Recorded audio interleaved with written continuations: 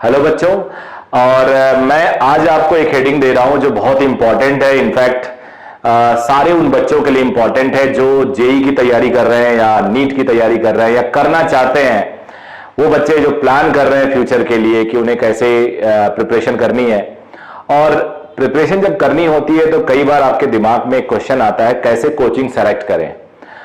पहली बात तो क्लियर कर दे रहा हूं, बिल्कुल ये मत सोचिएगा कि मैं अविरल क्लासेस को प्रमोट करूंगा। अविरल क्लासेस जरूर मेरा एक कोचिंग है, मेरा अपना एस्टेब्लिशमेंट है, अपना एक मेरा ड्रीम है। बट इस चैनल पे ऐसा कुछ भी नहीं है। ये चैनल एकदम अलग बनाया है मैंने, जस्ट फिजिक्स। और इस चैनल के थ्रू मैं नेचुरली, आपको पता है कोई भी अगर कोई काम शुरू करता है, अपना टाइम स्पेंड करता है, तो उसके पीछे एक मोटो होता है। सभी चीजों के पीछे एक मोटो होता है। तो मेरा, मैं ऐसा बिल्कुल नहीं कहूंगा कि मैं एकदम चैरिटी कर रहा हूं और सब फ्री दे रहा हूं सब कुछ। मेरा भी एक पर्पस है इस वीडियो लॉन्च करने का। वो पर्पस ये है कि ज्यादा लोगों तक पहुंचूं, नाम हो। अगर बच्चे पसंद करेंगे तो नेचुरली ज्यादा लोग जुड़ेंगे, और ज्यादा लोग जुड़ेंगे तो मैं उससे बेनिफिट ले सकता हूं। बट अभी आपको पता है, जब तक सब्सक्राइबर आपके पास 1 लाख 2 लाख 5 लाख 10 लाख नहीं होते हैं, तब तक आप कोई बेनिफिट नहीं ले सकते। तो अभी तो बिल्कुल भी नहीं है। अभी चैनल अगर मोनेटाइज भी किया जाए तो उसका भी कोई मतलब नहीं है। हार्डली 500-600 रुपए महीने का मोनेटाइजेशन होता है, तो दैट हार्डली मैटर्स। लेकिन हाँ, प्रयास है, मोटो यही है कि ज्यादा लोग जुड़े। अगर पसंद करते हैं, आपको लेक्चर अच्छा लगता है, तो आप इसको लाइक सब्सक्राइब करिए। और आज भी मैं आपको ऑनेस्ट कन्फेशन दे रहा हूं कि कोचिंग चूज करने के लिए क्या क्या पॉइंट्स होने चाहिए। आई होप आपको लगेगा अनबायस्ड मैं दे रहा हूं, as a parent, as a student, as a guardian और एज ए टीचर। जो मैं आपको सजेशन दूंगा वो आपको हेल्प करेगा इसमें, और जो हेल्प करेगा आप देखेंगे कि कैसे इसको हम आगे बढ़ा सकते हैं।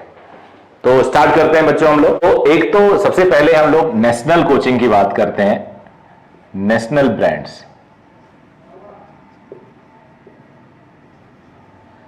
एक कोटा बेस्ड कोचिंग्स है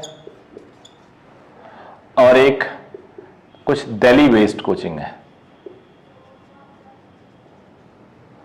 दिल्ली बेस्ड और हैदराबाद में भी कोचिंग्स है। नाम नहीं बताऊंगा मैं, इस पूरे प्रोसेस में किसी का नाम नहीं लूंगा। अब दिल्ली बेस्ड और कोटा बेस्ड में जो कुछ कोचिंग टॉप के इंस्टीट्यूट्स हैं, अब मान लो मैं तुम्हें आईआईटी जेई का रिजल्ट बताता हूं। जेई का रिजल्ट आया, जेई मान लो मेन का फाइनल रिजल्ट आ गया या एडवांस का फाइनल रिजल्ट आ गया। अब जरा देखना, टॉप 10 में इन कोचिंग के 8 से 9 बच्चे होते हैं। टॉप 50 में इन कोचिंग के 35-37 बच्चे होते हैं। टॉप 100 में इन कोचिंग के 55 के आसपास बच्चे होते हैं। आप पिछले 4 साल 10 साल का इनका एडवर्टाइजमेंट देख लीजिए और इनकी कोचिंग इंस्टीट्यूट का ट्रैक रिकॉर्ड इनके वेबसाइट पे देख लीजिए। टॉप 1000 में 500 ले लेते हैं सबसे पहले।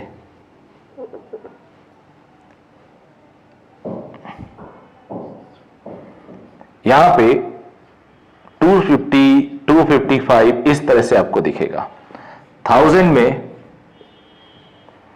आपको दिखेगा, टॉप 1000 में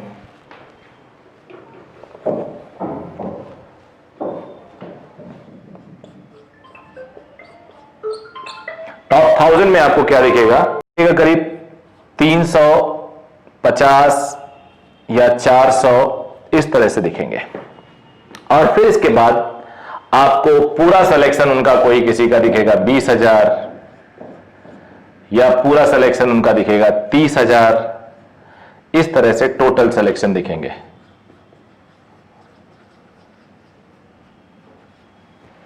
अब बेटा जरा इसकी बेसिक बात जो आप लोग इग्नोर करते हो, जो पेरेंट्स नहीं समझ पाते हैं, वो देखिए। टॉप 10 में आपके 90% बच्चे हुए, मतलब पूरे इंडिया के 90% टॉप 10 का बच्चा आपका है।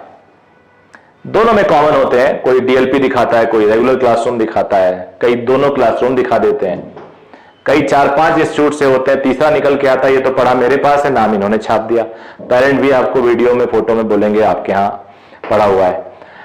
लेकिन टॉप 50 तक जाते जाते ये 70 से 72% आ जाता है, 74% मान लो, 74। टॉप 100 तक आते आते ये 55% तक आ जाता है, टॉप 500 तक आते आते 50% पे आ जाता है, टॉप 1000 पे आते आते ये 35% पे आ जाता है। ये बड़ा सा बहुत ज्यादा इंपॉर्टेंट बात है जो आपको जानना चाहिए। आप एक सैंपल साइज लीजिए किसी भी क्लासरूम का। आप बच्चे 10वीं क्लास में कहीं पढ़े हो, 11वीं क्लास में कहीं पढ़े हो, आपकी पूरी 50 बच्चों के क्लास में कितने टॉपर थे? सोचिए, 2, 3, 4, 5, इससे ज्यादा नहीं। 50 बच्चों की क्लास में 5 टॉपर हो सकते हैं, 10%। कोई भी कहीं भी कितना भी बढ़िया क्लास हो, बट टॉप परफॉर्मर्स तो एक ही दो होते हैं। वेयर एज मीडियोकर या फिर पुअर परफॉर्मर, इनका स्ट्रेंथ ज्यादा होता है। मीडियोकर का सबसे ज्यादा होगा, पुअर का थोड़ा कम होता है। एकदम टॉप ब्रांड, बिल्कुल 100% नंबर लाने वाले बच्चे क्लास में, फिर 90 से 100 के बीच में लाने वाले बच्चे थोड़ा ज्यादा, 100% वाले बहुत कम, 90 से 100 के बीच में थोड़ा ज्यादा, 80 से 90 के बीच में, 70 से 90 के बीच में ज्यादा सैंपल साइज। यहां उल्टा है, टॉप बच्चा इनके पास 90%, पूरे इंडिया का 90% इन्हीं कोचिंग का है। चाहे कोटा का एक कोचिंग ले लिया जाए, चाहे वो दिल्ली का एक कोचिंग ले लिया जाए, जिनकी पूरे पूरे देश में ब्रांचेस है। कोई ऐसा शहर नहीं है, अब तो मुझे लगता है कॉलोनी में भी खुलने वाला है, वहां पे इनकी ब्रांचेस है, इनकी भी काफी ब्रांचेस है। और ये इतने शातिर हैं कि सारे इंडिया के टॉपर इन्हीं के यहां होते हैं। सारा पेरेंट्स कंफ्यूज, पूरे न्यूज़पेपर में फुल पेज का न्यूज़पेपर आएगा और उसमें सिर्फ इन्हीं बच्चों की फोटो होगी। पूरे देश में जेई में 9 लाख बच्चे बैठे हैं मान लो, नीट में 14 लाख बच्चे बैठे हैं, लेकिन पूरा पेरेंट्स डिसाइड करता है इन टॉप 50 बच्चों की फोटो देख के। फर्स्ट रैंकर का इंटरव्यू देख के पूरा इंडिया डिसाइड करता है कि ये हमें जाना कहां है, और वहां जाके एडमिशन ले लेता है। एकदम फैक्ट बता रहा हूं मैं। लेकिन जहां पे आपकी स्ट्रेंथ ज्यादा होनी चाहिए, किसी भी रियल कोचिंग की बात करो यार, मैं बिल्कुल अपने कोचिंग की बात नहीं करूंगा, किसी भी रियल कोचिंग की, किसी भी कोचिंग का सैंपल साइज उठाओ तो मान लो मैं नीट की बात कर रहा हूं, नीट का पेपर 720 का होता है, 600 से ऊपर मान लो 5 बच्चे या 10 बच्चे हैं, तो 550 से लेके 600 तक बच्चा कम से कम 15 से 20 होगा। 500 से 550 के बीच में बच्चा कम से कम 25 होगा, 20 से 25, और 400 से 500 के बीच में बच्चा होगा वहां पे 50 से 100। 400 से नीचे बिलो 400 होगा कम से कम 100 बच्चा या 200 बच्चा। ये रियलिटी है, ये रियलिटी है, और ये फेक है, रियलिटी हो ही नहीं सकती यार। टॉप परफॉर्मर बच्चा, अभी एक बच्चा ने लास्ट 2 साल पहले जेई में 100% स्कोर किया था, 360 आउट ऑफ 360। इस साल 2 बच्चों ने मेडिकल में 720 आउट ऑफ 720 स्कोर किया है। आप इन बच्चों को किसी भी कोचिंग इंस्टीट्यूट में डाल दीजिए, रद्दी से रद्दी कोचिंग इंस्टीट्यूट में डाल दीजिए, तो 720 वाला बच्चा ज्यादा से ज्यादा 680 पे आ सकता है, 700 तक आ सकता है। और वो बच्चा क्योंकि इतना मोटिवेटेड होता है, सेल्फ मोटिवेटेड होता है, उससे कैसे कंपेयर कर सकता है वो बच्चा जिसके 150 नंबर आ रहे हैं नीट में, जिसके 200 नंबर आ रहे हैं, जिसके 300 नंबर आ रहे हैं। देखो ये बात बुरी लगती है, बट हर बच्चे का कैलिबर अलग अलग होता है, जो केवल उसके माइंड पे डिसाइड नहीं करता, क्योंकि मेरा मानना है कि माइंड बहुत ज्यादा वेरी नहीं करता। एक आध बच्चों में वेरी करता है, जैसे 720 टाइप के जो बच्चे हैं इसमें वेरी करता है, बट ज्यादा नहीं करता। लेकिन सिलेक्शन काफी हद तक डिपेंड करता है आपकी प्रीवियस क्लासेस कैसी हुई हैं, आपका जो अपलिफ्टमेंट कहते हैं ना, 6वीं 7वीं 8वीं 9वीं 10वीं 11वीं 12वीं, यहां पे जो आपका लेवल था पढ़ने का, स्कूल का, घर का माहौल, एनवायरमेंट, आपका मोटिवेशन, ये सब रिफ्लेक्ट होता है जेई और नीट की प्रिपरेशन में। अगर आपने वहां पे कमजोर आप रह गए, तो आगे आपका अपलिफ्टमेंट उतना बढ़िया नहीं होगा। कोचिंग का रोल इतना नहीं हो सकता कि वो 300 के एक बच्चा एक्सपेक्टेड का है उसको वो 700 नंबर लेके आए। माफ करिएगा, जो भी ऐसा कहते हैं वो गलत कहते हैं। कोचिंग 300 वाले को 700 तभी ला सकता है जब बच्चा बिल्कुल जी जान से लड़ जाए कि मुझे अब रात दिन एक कर देना है, और ऐसा मोटिवेशन 1000 में से एक बच्चे को होता है, 2000 में से एक को मिलता है। अदरवाइज जो नॉर्मल सिनेरियो है ना, जो कहते हैं ना नेचर तो नेचर है। हर चीज, अब एक पेड़ है आपने गमले में लगाया, उसको एकाएक बड़ा इतना बड़ा तो नहीं हो जाएगा, प्रोसेस है उसका। आपने एक बीज डाली खेत में, तुरंत तो फसल नहीं देने लगेगा, वो प्रोसेस है उसका। सिमिलरली बच्चे के अपलिफ्टमेंट का एक प्रोसेस होता है कोचिंग इंस्टीट्यूट में। तो ये जेई मेन हो या चाहे नीट हो, आप पिछले 4-5 साल का सैंपल उठाइए, सबकी यही सिनेरियो है। और बताऊं आपको, ओवरऑल सिलेक्शन इनका 20% भी नहीं जा पाता, जो नॉर्मल किसी भी कोचिंग का जा सकता है। तो प्लीज आप सब लोग इन 90% टॉप 100 टॉप 50 को देख के कभी भी डिसीजन मत लीजिए, कभी भी डिसीजन मत लीजिए, क्योंकि ये केवल टॉप बच्चे जो हैं उनको देख के आप अपने को चेक करिए, और आप अपने सिमिलर बच्चों की परफॉर्मेंस देखिए कि आपका दोस्त जो आपके बराबर नंबर लेके आ रहा था या कम नंबर लेके आ रहा था, उसका परफॉर्मेंस कैसा है वहां जाने के बाद। क्योंकि देखो होता क्या है, हम मार्केट में जब किसी से बात करते हैं तो जो भी बच्चा, अब एक रीजन और बताता हूं मैं, एक रीजन और बताता हूं। मान लो आप कोटा गए, चलिए एग्जांपल लेता हूं मैं कि आप एक सिटी ए में रहते हैं और आपके पेरेंट है, मान लो मॉम एंड डैड एंड आप हो। आपने केस 1 लिया, आपने डिसाइड किया कि आपको कोटा जाना है, और एक सेम सिटी में रह गए। केस 2 लिया। जरा देखना है केस स्टडी, मैंने बहुत सारे केस स्टडी किए हैं। कोटा गया बच्चा, पेरेंट ने बच्चे को भेज दिया, बच्चा वहां पे कुछ केस में सेलेक्ट हो गया, कुछ केस में सेलेक्ट नहीं हुआ। तो जब सेलेक्ट नहीं हुआ वो केस देते, क्योंकि जब सेलेक्ट हो गया तो नेचुरली वो तारीफ करेगा, वो बुराई क्यों करेगा। वो गया और सेलेक्ट हो गया, दैट्स रियली गुड, बहुत अच्छी बात है, और ऐसा होना चाहिए। एक बच्चा एफर्ट करने गया है, पेरेंट्स अपना पूरा 100% दे रहे हैं, सपोर्ट कर रहे हैं अपने बच्चे को, हार्ड एंड मनी दे रहे हैं, तो बच्चे को सेलेक्ट होना चाहिए। तो सेलेक्ट हो गया तो अच्छी बात है, नहीं सेलेक्ट हुआ तो का केस लेंगे। केस 2, एक सेम सिटी में रह गया बच्चा, उसके पेरेंट की हिम्मत नहीं हुई कि अपने बच्चे को दूर भेजें because of various reasons, may be finance, because hostel में भी रहना होता है बच्चे को, काफी खर्चा आता है और वहां पे खर्चे भी ज्यादा हैं कोटा में। और दूसरा रीजन सिक्योरिटी पर्पज से नहीं भेजा बच्चे को।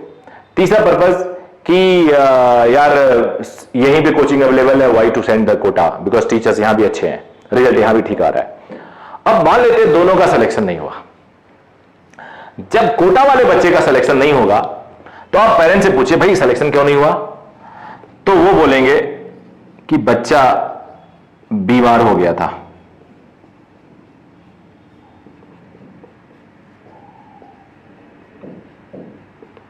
कोटा सूट नहीं किया,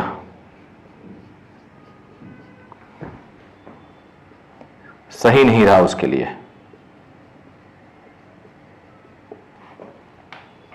तैयारी तो पूरी थी,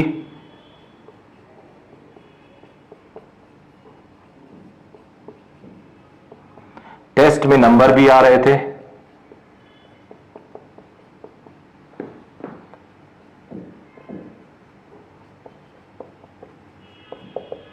पता नहीं क्यों ऐसा हुआ।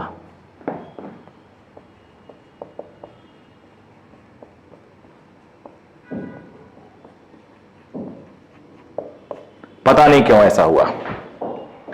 मैक्सिमम प्रॉब्लम ऐसी आएंगी, बच्चा बीमार हो गया था, कोटा उसके लिए सूट नहीं किया, कोचिंग तो ठीक थी लेकिन हमारी तरफ से प्रॉब्लम आ गई। सेम सिटी वाले बच्चे से बात करो, कोचिंग वालों ने ध्यान नहीं दिया।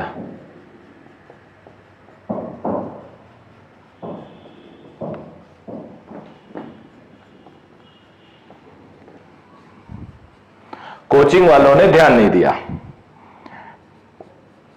टेस्ट ही सही नहीं होते थे।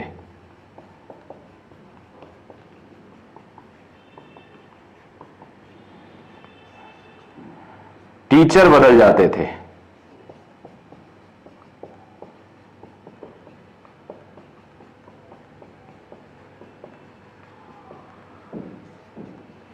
ईटीसी बहुत सारे और रीजन।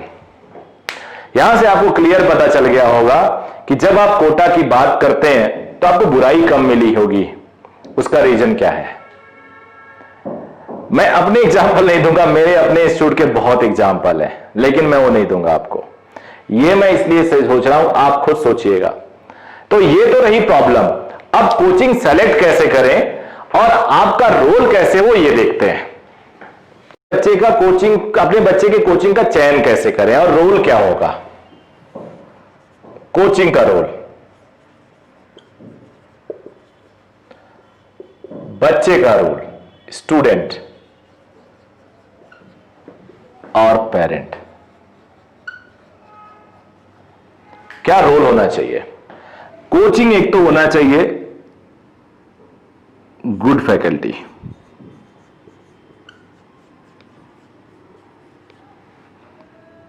जिसे आप कह सकते हो experienced faculty.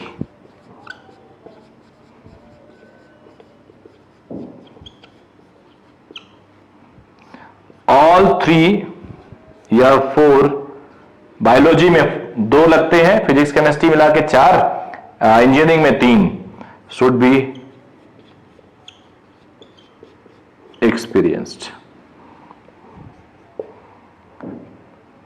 should have good track record,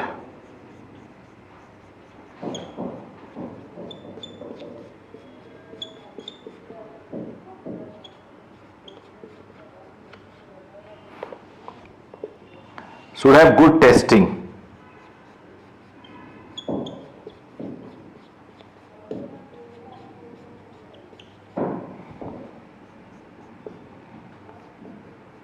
easy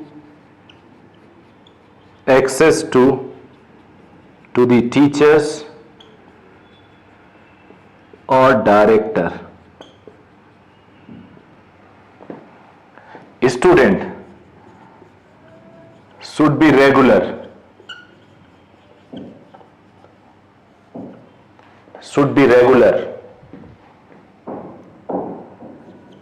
more serious about tests,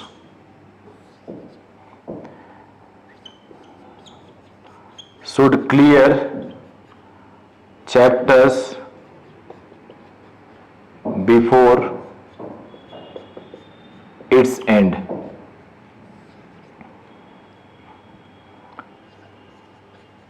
should practice more and solve previous year's questions. अब पेरेंट्स का रोल देख लेते हैं। यहां पे इसको लिख देता हूं।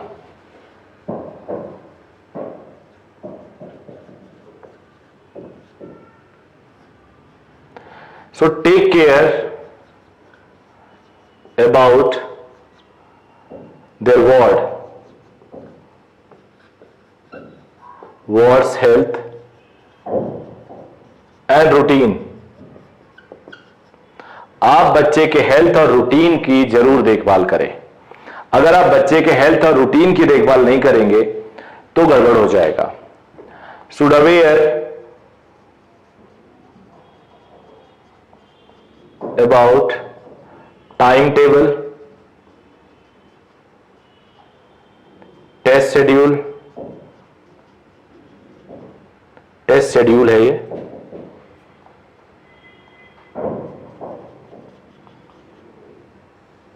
and should discuss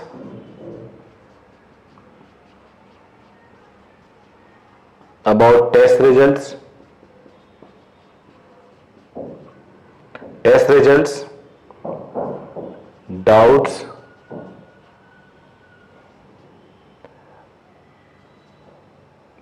believe.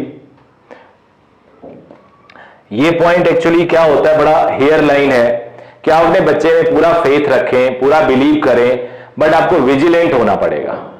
तो ये नहीं लिख रहा हूं बच्चे हमारे नाराज हो जाते हैं, तो बेसिकली पेरेंट को विजिलेंट होना होगा अपने बच्चे पे, बिलीव करिए, फेथ करिए, बट आपको उनको चेक भी करते रहना होगा।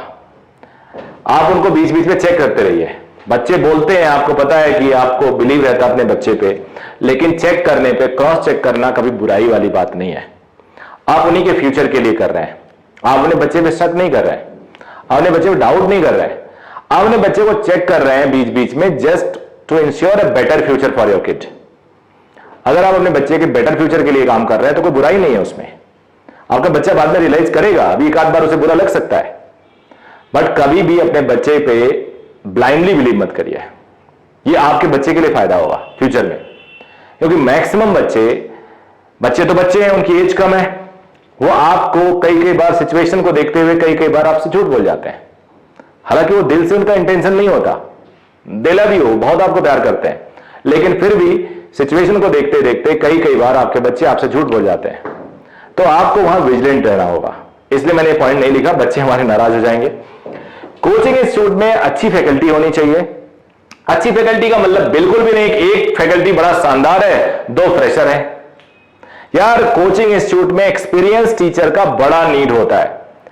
एक्सपीरियंस टीचर एक क्वेश्चन को 4 मेथड से सॉल्व कर सकता है और आपको बेस्ट मेथड सजेस्ट करेगा। फ्रेशर बच्चा, आपको एक नया यंग ग्रेजुएट आया है, पीजी करके आया है, वो आपको क्वेश्चन सॉल्व कर देगा, टफ से टफ दे दो सॉल्व कर देगा, but he can't tell you the best one. नए टीचर फालतू की चीजें आपको पढ़ा सकते हैं जिसका कोई रिलेवेंस नहीं है, या लेस रिलेवेंस को ज्यादा टाइम लेके पढ़ा सकते हैं और मोर रिलेवेंस को कम टाइम लेके पढ़ा सकते हैं, बट एक्सपीरियंस टीचर को पता है क्या पढ़ाएंगे, उसमें से क्या क्वेश्चन आएगा। तो all faculties should be experienced, should have good track record, पिछले सिलेक्शंस होने चाहिए। आप अगर आईआईटी जेईई की तैयारी कर रहे हो और इंस्टीट्यूट से कोई आईआईटी दिल्ली नहीं जा रहा है, कोई आईआईटी बॉम्बे नहीं जा रहा है, कोई आईआईटी कानपुर नहीं जा रहा है, तो रीजन तलाशो ऐसा क्यों है। तो यहां पे आपको चेक करना होगा कि सारी वहां पे क्या IIT Bombay, IIT Kanpur, IIT Delhi, IIT Mumbai में, आईआईटी चेन्नई में बच्चे गए हैं कि नहीं गए हैं, या कोई गुड एनआईटीज में। Should have good testing system. Test papers कैसे हैं, क्या वीकली टेस्ट होता है, क्या 15 दिन पे टेस्ट हो रहा है, क्या मंथली टेस्ट हो रहा है, बिकॉज टेस्ट आपको रिफ्लेक्ट कराता है आपकी सिचुएशन को। अगर आप टेस्ट नहीं देंगे तो आपको पता कैसे चलेगा। वैसे आप पूरे साल जी रहे हैं, बढ़िया कर रहे हैं, क्वेश्चन आपसे सॉल्व नहीं हो रहा है। आप जब क्वेश्चन सॉल्व करते हो तो आप उसका सोल्यूशन देख लेते हो। तो एक टेस्टिंग भी बढ़िया होनी चाहिए। अब आपको प्रॉब्लम है, आप टीचर के पास ही नहीं जा पा रहे हो, डायरेक्टर एकदम रेस्ट्रिक्टेड है, डायरेक्टर दिल्ली में बैठे हुए हैं, डायरेक्टर कोटा में बैठे हुए हैं, वो बिल्कुल कॉर्पोरेट के सीईओ की तरह मार्केटिंग की टीम चला रही, मैनेजमेंट चला रहा है, हियरार्कीज बनी हुई है। नहीं जी, पहले असिस्टेंट मैनेजर, फिर जीएम, फिर एजीएम, डीजीएम, फिर जीएम, फिर वीपी, फिर तो भैया आप वहां पे कर्मचारी थोड़े हो, पेरेंट्स वहां पे कर्मचारी थोड़े हैं। उनके लिए तो लाख बच्चा है, आपके लिए तो एक ही बच्चा है। तो easily access of director and teacher होना चाहिए। स्टूडेंट्स को क्या करना चाहिए, should be regular in the class. अगर आप रेगुलर नहीं हो तो नहीं, मुश्किल हो जाएगा। कभी कभी यहां चलेगा, but should be more serious about your test and be regular in test, whether you prepared और नॉट। इसके बहुत सारे वीडियो बनाया हूं, प्रिपरेशन ऑपरेशन बात की बात है। Should clear chapters before it's and. Chapter को खत्म करने से पहले उसको क्लियर कर लो बेटा। अगर आप क्लियर नहीं करते हो तो बेकार है, दोबारा टाइम नहीं मिलता, दोबारा आप रिवाइज करते पढ़ते नहीं हो, और रिवीजन में बेसिक चीजें नहीं हम पढ़ते। तो should finish your chapter before ending, each and every point should be finished. Should practice more and solve previous year questions. आपका प्रिपरेशन कैसा चल रहा है, यह सबसे बढ़िया तरीका होता है। जिस कंपटीशन की तैयारी कर रहे हैं उसके प्रीवियस ईयर के क्वेश्चंस ट्राई करो। आपने एक चैप्टर खत्म किया और एक चैप्टर के क्वेश्चंस आपसे हो नहीं रहे तो बेकार है, खत्म क्यों किया आप, तो बस दिखाने के लिए खत्म हो गया। तो आपके सारे क्वेश्चन सॉल्व होने चाहिए। तो ये हो रहा स्टूडेंट के पॉइंट ऑफ व्यू से। पेरेंट का मैं बोल दिया हूं कि बच्चे से डिस्कस करो, उसके पेपर पे नंबर कम क्यों आ रहे हैं। बच्चा पहली बार बोलेगा कि पापा ये था वो था, पेपर में 2 क्वेश्चन बाहर क्या गए थे, 2 क्वेश्चन का गलत आंसर था। तो क्या बोल दीजिए आप 4 ठीक है, रिमेनिंग बताओ। तो इस तरह से 1-2 टेस्ट में बच्चा आपसे झूठ बोल सकता है, थोड़ा बहुत इधर उधर कर सकता है, बट ग्रेजुअली उसे रियलाइज होगा कि पेरेंट मेरे पर ध्यान दे रहे हैं, तो वो पढ़ाई करना शुरू करेगा। तो ये सब मेथड्स होते हैं कोचिंग सेलेक्ट करने के। याद रखिएगा, कोचिंग में सिलेक्शन बच्चे का तभी होता है जब ये तीनों पैरामीटर काम करते हैं। कोई भी एक पैरामीटर अगर खराब हुआ तो याद रखिएगा सिलेक्शन के चांसेस डिक्रीज होते हैं। कितना भी बढ़िया कोचिंग ले लीजिए, इन 2 पैरामीटर पे बात करिए तो मुश्किल है। 66% तीनों 1/3 दे दिया जाए तो ये 2/3 तो आप नुकसान कर रहे हो। पैरामीटर काम ही नहीं कर रहा है तो सिलेक्शन कैसे होगा। तो आई होप आपको ये वीडियो अच्छा लगा होगा बेटा। सब्सक्राइब करें हमारे चैनल को, ऐसे बहुत सारे वीडियोस हम आपको देते हैं, कंटेंट पूरा फिजिक्स का देते हैं। Thank you very much.